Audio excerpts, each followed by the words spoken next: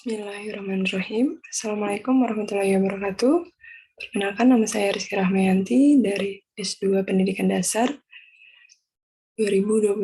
Di sini saya akan menjelaskan tentang teori dan manajemen berbasis sekolah pada pendidikan dasar.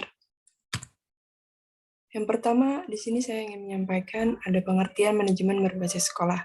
Di sini saya bagi menjadi 4 menurut para ahli.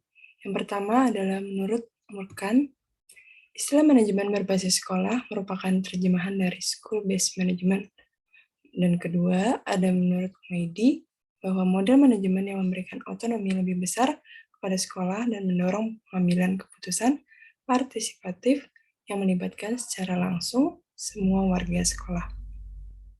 Yang ketiga, menurut Mulyasa, MBS merupakan paradigma baru pendidikan yang memberikan otonomi luas pada tingkat sekolah, perlibatan masyarakat dalam kerangka kebijakan pendidikan nasional. Kemudian yang keempat ada, menurut Suparman, MBS adalah penyelesaian sumber daya yang dilakukan secara mandiri oleh sekolah dengan melibatkan semua kelompok kepentingan yang terkait dengan sekolah secara langsung.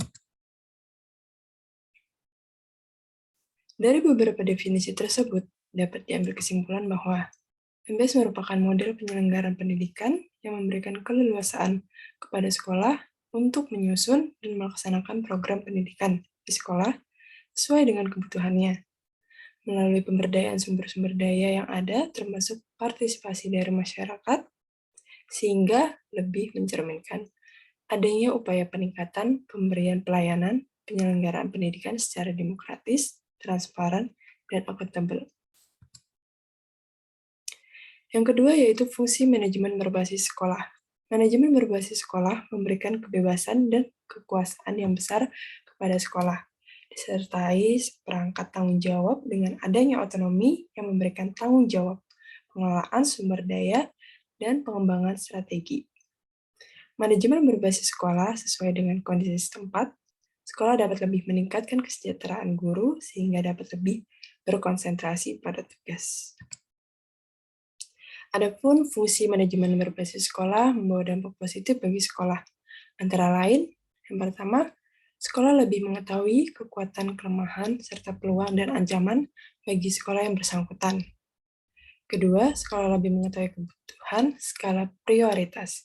Ketiga, pengambilan keputusan lebih partisipatif, terutama dalam hal menetapkan sasaran, peningkatan mutu, menyusun rencana, peningkatan mutu, melaksanakan rencana, peningkatan mutu, melakukan evaluasi, pelaksanaan peningkatan mutu. Selanjutnya ada penggunaan dana lebih efektif dan efisien sesuai dengan skala prioritasnya. Keputusan bersama lebih menciptakan transparansi dan demokrasi. Terakhir, menemukan persaingan sehat sehingga diharapkan adanya upaya inovatif. Yang ketiga, ada tujuan manajemen berbasis sekolah. Manajemen berbasis sekolah atau MBS memiliki keleluasaan kepada sekolah untuk menyusun program pendidikan yang disesuaikan dengan kebutuhan dan kondisi sekolah. MBS ini juga melibatkan masyarakat dalam pengawasannya serta memiliki tujuan tertentu. Adapun tujuan MBS menurut para ahli, di sini saya jabarkan menjadi 3, yaitu menurut Cheng tahun 1996, mengatakan bahwa gerakan MBS yang sedang berlangsung bertujuan untuk meningkatkan otonomi kedudukan anggota dalam menciptakan keuntungan kondisi dan partisipasi, perbaikan, inovasi, akuntabilitas, dan pertumbuhan profesional yang berkelanjutan. Kedua, menurut Tuala, MBS bertujuan untuk meningkatkan kinerja sekolah melalui pemberian kewenangan dan tanggung jawab yang lebih besar kepada kepala sekolah yang dilaksanakan berdasarkan prinsip-prinsip tata kelola sekolah yang baik, yaitu partisipasi, transparansi, dan akuntabilitas. Yang ketiga, menurut Manu, MBS yang ditandai dengan otonomi sekolah dan pelibatan masyarakat merupakan respon pemerintah terhadap gejala-gejala yang muncul di masyarakat, bertujuan untuk meningkatkan efisiensi, mutu, dan pemerataan pendidikan. Kesimpulan tujuan MBS. Dari beberapa tujuan yang dijabarkan, masing-masing tokoh dapat diambil kesimpulan bahwa tujuan MBS adalah peningkatan efisiensi, efektivitas mutu, produktivitas, inovasi, dan pemerataan pada suatu pendidikan yang memberikan kewenangan dan tanggung jawab kepada sekolah dengan melibatkan masyarakat dalam pengawasannya. Dalam hal ini sangat membantu dalam mewujudkan program satuan pendidikan yang sudah terencanakan. Dengan adanya keterlibatan dari masyarakat sebagai pengawasan atau pengontrol pengelolaan pendidikan, dapat melaksanakan prinsip-prinsip tata kelola sekolah, yakni partisipasi, transparansi, dan akuntabilitas. Yang keempat, ada karakteristik manajemen berbasis sekolah.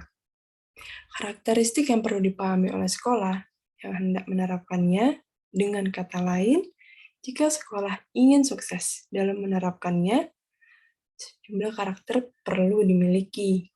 Karakter manajemen berbasis sekolah sungguh tidak dapat dipisahkan dengan karakteristik sekolah efektif. Jika karakteristik MBS merupakan wadah, maka sekolah efektif merupakan isinya. Karakteristik manajemen berbasis sekolah dapat diketahui dengan cara bagaimana sekolah mampu mengoptimalkan kinerja organisasi, proses belajar mengajar, pengolahan sumber daya manusia, pengolahan administrasi, dan yang lainnya. Adapun menurut C menguraikan bahwa ada 8 karakteristik manajemen berbasis sekolah, di antaranya 1. Sekolah dengan MBS memiliki misi atau cita-cita. Kedua, ada aktivitas pendidikan dijalankan berdasarkan karakteristik kebutuhan dan situasi sekolah. Ketiga, terjadinya proses perubahan strategi manajemen. Keempat, memiliki keleluasaan dan kewenangan mandiri. 5. Sekolah dengan MBS harus berperan aktif. 6. Memiliki kerjasama dan keterbukaan yang baik. 7.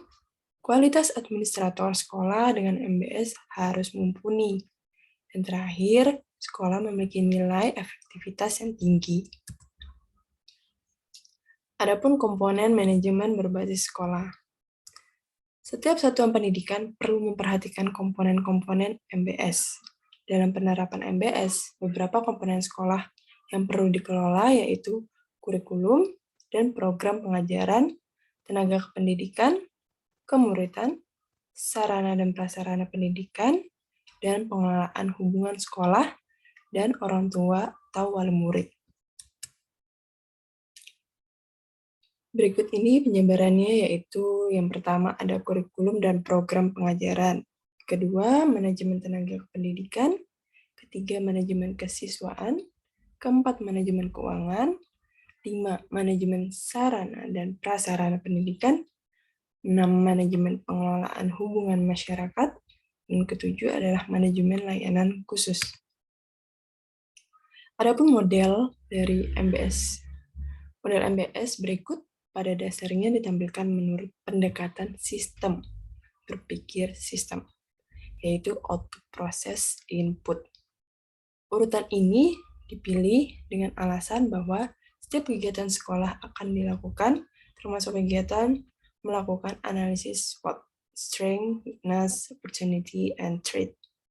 Semestinya dimulai dari output yang akan dicapai, kemudian diproses, baru ke input yang dibutuhkan untuk berlangsungnya proses. Namun, langkah-langkah pemecahan persoalannya ditempuh dengan mengikuti urutan yang berlawanan dengan arah analisis SWOT.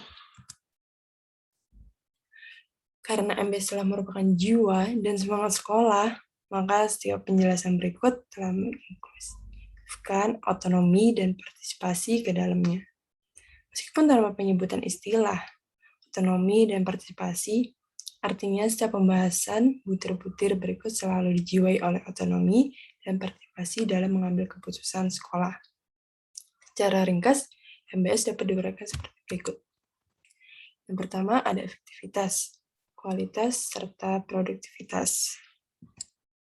Adapun teori manajemen berbasis sekolah.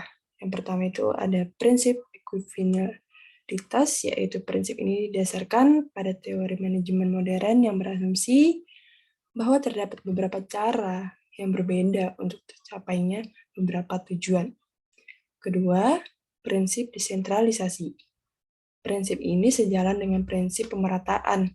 Prinsip ini dilandasi oleh teori bahwa pengelolaan sekolah dan aktivitas pengajaran itu tidak dapat dielakkan dari kesulitan dan permasalahan. Ketiga, ada prinsip sistem pengelolaan mandiri. MBS menyadari pentingnya untuk mempersiapkan sekolah menjadi sistem pengelolaan secara mandiri di bawah kebijakan sendiri. Kemudian yang keempat ada prinsip inisiatif manusia. Manusia bukanlah sumber daya yang statis melainkan dinamis. Oleh karena itu, potensi manusia harus digali dan terus ditemukan, kemudian dikembangkan.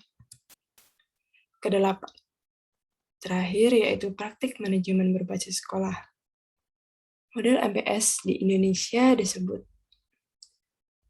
manajemen peningkatan mutu berbasis sekolah atau MPMBS. Manajemen peningkatan mutu berbasis sekolah ini dapat diartikan sebagai model manajemen yang memberikan otonomi lebih besar kepada sekolah, fleksibilitas kepada sekolah, dan mendorong partisipasi secara langsung warga sekolah dan masyarakat untuk meningkatkan mutu sekolah berdasarkan kebijakan pendidikan nasional serta peraturan perundang-undangan yang berlaku. Implementasi MBS dapat berjalan dengan efektif dan efisien apabila hubungan antar manusia dapat terjalin dengan baik, yaitu kepala sekolah, guru, peserta didik, dan pemangku kepentingan dari pihak luar. Dan kepala sekolah harus dapat memahami jabatannya sebagai manajer dari sekolah. Terima kasih. Lebih kurangnya mohon maaf atas kesempatan dan presentasi ini. Jika ada pertanyaan, silahkan di kolom komentar. Wassalamualaikum warahmatullahi wabarakatuh.